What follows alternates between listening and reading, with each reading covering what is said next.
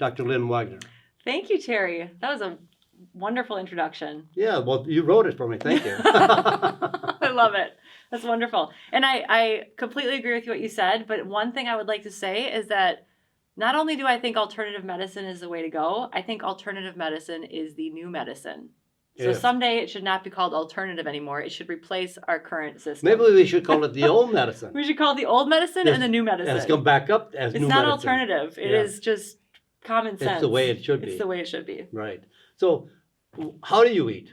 What's a day? What's a day like? What's a day for me? So it's super easy. I'm pretty regimented. So every morning I have a green smoothie and 3 eggs that are farm pasture raised from an organic farmer. Fried or boiled? Pan fried in coconut oil. Good. And that's after a workout. So I always work out at a fasted state on a couple cups of coffee, of course, but I eat after I work out. The smoothie contains about 3/4 to a cup of fruit, and then the rest of it's vegetables and some water. You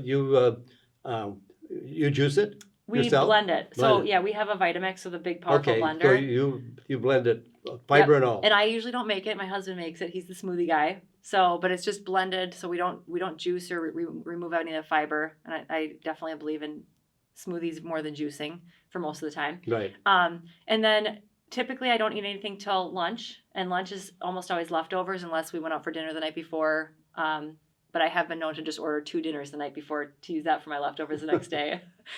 So usually it's leftovers, whatever we had for dinner. And then I usually have a snack after work or in the afternoon. And that can be that's what I call my feeding hour. My kids make fun of me because sometimes if I'm not careful, that's when I'll go for the chips or the sugary foods and things like that. But that's not normally what I do. Typically it'll be something like hummus or veggies or nuts. Maybe some, something pretty healthy and whole foods or a piece of fruit or something like that. And then dinner almost always is some type of a meat, whether it's chicken, beef, pork, with some type of vegetable, whether it's a salad or a roasted vegetable. And then sometimes we'll do a grain like quinoa or wild rice or something like that. And it kind of goes back and forth. I have kids who are athletic, so they're expending a lot of calories. And so sometimes we add pasta for them or big baguettes of bread. I need to keep them fed because they burn a lot of calories. So that's kind of what a typical day looks like for me. So I don't detect where it's a paleo diet or a ketogenic diet. It is not. Or a Mediterranean diet. I think it's the Dr. Lynn diet. Yeah, it is. Exactly, right. But it works for you. It does. So I'm blessed. I have a lot of patients who really, really struggle to maintain their weight or lose weight or stay healthy. And if I eat like that, if I actually follow that without the potato chip snack in the afternoon, I can maintain a fairly healthy weight for myself and feel really good and energetic.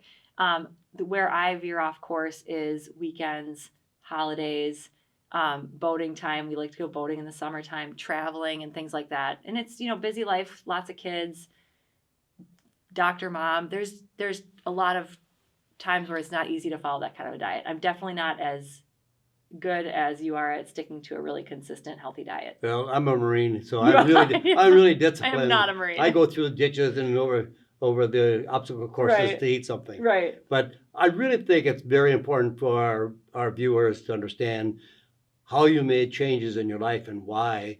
You've been trained and educated as a medical doctor. You did conventional medicine. You were a drug therapist. You followed all the protocols for what the MA would say you're a great doctor. Mm-hmm. So what happened?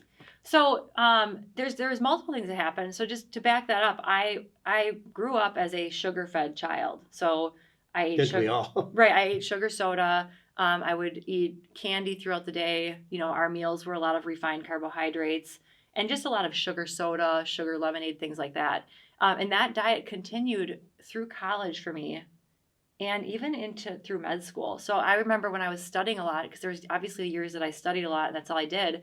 I would skip meals and eat a huge cookie from the coffee shop with my big sugary coffee. Or I would buy a box of candy at Walgreens. I remember buying huge boxes of 700 calorie boxes of candy, and I would skip dinner and eat that instead. Wow, that was your dinner. Because I thought, you know what? I run 6 miles a day. A calorie is a calorie. I'd much rather have this box of candy than a dinner. And it's just easier. So I literally did that. And then as I was going through residency and I had children, I started to, I had postpartum depression when I had my first child. And that was due to not just food, that was due to obviously schedule and being in a different state and all sorts of things. But postpartum depression with my first child, I started to have chronic back pain, plantar fasciitis, brain fog. But really, I would say the depression was really the biggest thing that Probably the finally. most serious. Pardon? Probably the most serious. Probably the most serious, and it was I was functional and I was medicated. I took a medication to get through it, and that's the only thing that I think got me through residency. And then finally, I got to the point. I moved back to Green Bay. I was practicing, and life is evolving. And I just kept asking myself, like, just why do I need to take this pill every day? I remember opening my medicine cabinet, pulling out the bottle, and being like, why am I dependent on this pill? And people would tell me, you have a chemical imbalance, you have a disease, you're going to have to do this the rest of your life. Like multiple people told me this. And I just wouldn't accept that answer. I was just like, I'm not going to accept this answer. They gave you no hope. Right. And I have been very clear about this. I prescribe antidepressants to patients all the time. So they're not bad. And there are people who probably won't get off of them. And that's not a bad thing. They're life-saving, they're life-changing, and they can bring a lot of light to people's lives. So I'm very adamant that people understand that. For me, it wasn't the thing that I wanted to do. I wanted to try and see if there was anything else. And I was young. My brain was malleable. I could make changes that would work. The older you get, the harder it can be. And the more trauma you've had and the more genetic problems you have. So it's multifactorial. Mm-hmm. But for me, I chose to do multiple things. So I dove into food. And I started just by realizing that I should eat whole food. So that meant, just cutting the sugar out. So I was still eating pasta and cheese and, not all the healthiest foods, but I didn't do the processed and the sugar foods. I just turned to whole foods. And I did things like, started doing different forms of exercise like Pilates, yoga, cross training. So I varied my workouts a little bit. I started to do counseling. I started to see, different types of healers, whether it's chiropractor, mm-hmm. physical therapist, energy healers. So I created a tribe of people to help me that were not part of the medical community at all. So I paid cash for all these people. And that's just the way it works right now. And then I ultimately was able to get off the antidepressants and was fine, and I still am careful, so if I don't get enough sleep or when I work too hard or if there's too much stress or if I'm over doing things and trying to take on too much, I can feel depression creep in, but I know now that it's brain inflammation, right? It's not a genetic problem. Right. It's not that I have a disease. Imbalance. It's not a chemical imbalance. I'm just inflamed. And then I know what I need to do to reverse that a little bit. So it's been a wonderful experience. And that's ultimately, and I say this all the time, why I do what I do now with integrative medicine. Doing that has not been the easier route. It's not more profitable. It's been a lot harder. I work a lot more. A lot more education. Right? A lot more education. And the education never stops. So I always feel like I need to learn more. But I couldn't keep practicing the type of medicine that didn't hold true to my beliefs anymore. Right. You know what I'm saying? Right. Which is not to knock anyone who does traditional medicine because it's necessary, it's important, I utilize it. But for me, it wasn't going to be the way to go anymore. So on average, a doctor will see a patient for 6 minutes. That's the national average. Right. So how much time do you spend with a patient? So it's wonderful. I get 60 minutes when I first meet them. And then my follow-ups typically are around 30 minutes. Yeah. And I don't know how you could do it any less than that. Well, not to have them be educated right. and to understand why they're making changes and why you would suggest to make changes. Right. It only takes 6 minutes to write out a script. Right. So that's the thing. If someone comes in, they say, I have heartburn. Every time I eat, I lay in bed at night and I just keep getting this feeling that comes up into my chest. And as a primary care physician or even a specialist like a GI doctor, you have 6 minutes. So they've already taken 3 minutes of your time telling you the story. You've had to get the vitals. You had to reconcile their med list. Maybe you're at 4 minutes now. And so you're looking and saying, okay, I have another patient in room 2 and I need to help you because I'm a doctor and that's what we do. So all you can do is write a prescription. Here is your Prilosec. Here is your Pepcid. How sad. When in reality, that patient probably needs to drink less, cut out the sugar, work on their stress, maybe see a visceral therapist who can work on their intestines and help move things along a little bit. And that, so that's what I get to do. It's beautiful. I get to actually tell them all these things. And then not every time, but a lot of the times they're cured. How cool is that? Right. And then I'm like, you don't need to come see me anymore. You're good. How often are they cured of the drug?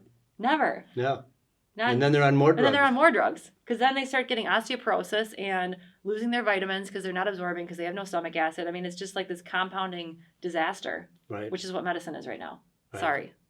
So for every drug you take, there is a potential other drug that has to be prescribed to put out the symptoms and the side effects of the first drug. Right. Never ends. Right. Never ends. So, I feel that there's a lot of people that would not have the discipline or want to make these changes. But for anyone who is listening and really wants to make changes, there's no more powerful drug than food. I agree. And if you make those changes, I know I lecture across the country. Mm-hmm. In the audience of people that come up after and talk to me and tell me they want to tell their story. And it's always like, I had arthritis, I had pain, I had back pain, I had heartburn, I was a mess. Mm-hmm. And all I did was change my diet. They selected either the paleo diet or the ketogenic diet or the Mediterranean diet, a healthy diet. Mm-hmm. They're all three are healthy in some way. Right. And everybody gets a different result from it, but they're worth trying. Right. And I have no pain. My back pain is gone. It's amazing how they get healthy in 3 or 4 months, even after decades of abuse. Even in 4 weeks, I had a patient this week who she had a list of problems, I think that was about 8 long that we were going to work on. And I saw her 8 weeks later, which was this week. And the only thing she did was change her diet. And it wasn't that drastic. It was doing kind of my style. It wasn't hardcore keto. It wasn't anything hardcore. It was just really making some nice changes. Now she's sleeping. She's no longer having diarrhea all day. She's having normal formed bowel movements every day. Her brain fog has resolved. Her depression has resolved. And her pain has gone away. Pain that she was taking 3 different prescription medications for. Oh my God. So, that's obviously pretty drastic, but that was all through food. It's amazing. Amazing. And that happens to me all the time. We are so brainwashed about drugs and what we think medical care really is. Mm-hmm. And some of that is necessary because if we have an emergency or a crisis, we need drugs. Right. They save lives. And our world isn't perfect. So sometimes you'll need a high blood pressure medication or you'll need any of these chronic medications. Like sometimes you do need them. And I don't think either you or I, if we walk out of the building and a car runs over us, we don't want somebody to go into a health store and get some vitamin C. No, I don't want acupuncture. You want a drug, right? You want to be Right, saved. You want to be yes. saved. I want blood transfusions. I want a surgeon, and I want drugs to knock me out. And yes. there's great doctors out there that do that. And pain They pills. perform miracles. Mm-hmm.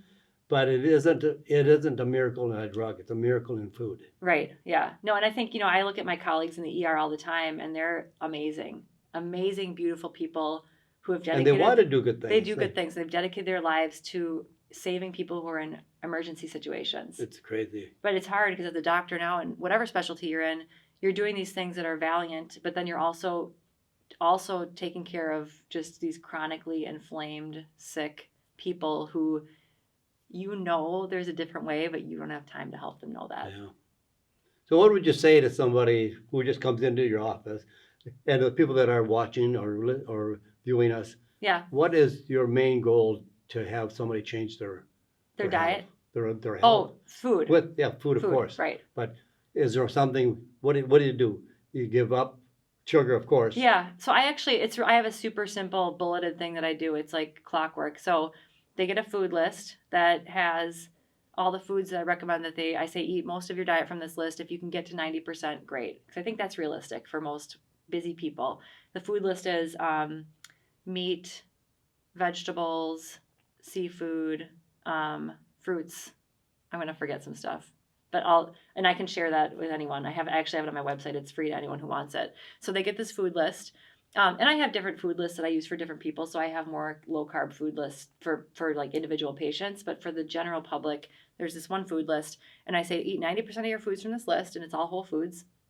And then I tell them try to get 5 to 7 servings of vegetables daily. And a serving is a cup of leafy greens or a half cup of a more firm vegetable like broccoli or carrots. Cut out any source of added sugar. The only sugar you should be getting should be coming from a fruit or a starchy vegetable, or maybe if you want a little treat, maybe dark chocolate or honey or maple syrup. But if you're really needing to curb your inflammation, I would probably cut that out as well. Right. And And then the one thing that I've added in the last year that I think is critical is fiber. So I have everyone actually use an app and track their food for a few days, an app that will calculate their fiber.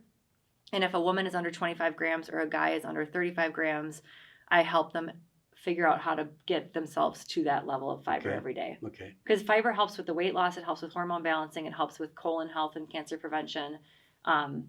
Really, really important. So those are really the high points. And then obviously, like, don't stay away from the processed foods. Right. So if you do those things, for most people, that's perfect. You know what I mean? And it's such an inexpensive way So to regain your inexpensive. health. And you can do it at Quick Trip. You can do it at fast food if you need to. You can go to Chipotle and get a burrito. Like, you can literally eat most places from these types of foods. Right. Ideally, home cooked is best, but ideally isn't reality. Not everybody is at home. Right. I know Yeah. that. Like I said, I think I told you this earlier. We went out for dinner earlier this week, and I had a 12-hour workday the next day, so I ordered double entrees because I'm like, I'm gonna get the ribeye and I'm gonna get the salmon. That's great. But it was a way that I could eat, and then obviously a bunch of vegetables, but it was a way that I could still eat healthy the next day and not have to make a home cooked meal the night before. Right. That was my way of getting leftovers. Well, I'm glad we had this time together. Me too. I think we'll make some inroad into what people should think about how to change their health. And it's all through food. That's the only way we're going to really get to a healthy state and away from some drugs. They may cut it down from a dozen drugs down to one, or they may be Exactly. completely off all drugs if they do it Right. right. But we can all make some superior changes by just going back to the food as our medicine. Yeah, and I would say if you're someone who's listening to this and you're saying, oh my gosh, I can relate to this. I don't feel well. I feel sickly or I feel pain. Whatever your pain point is, whether it's mental health or physical pain or a chronic disease, there is something you can do, but no one else can do it for you. Right. I can't do it for you. Terry can't do it for you. Your doctor can't do it for you. They can help you. They can guide you, but it is really a self-driven process.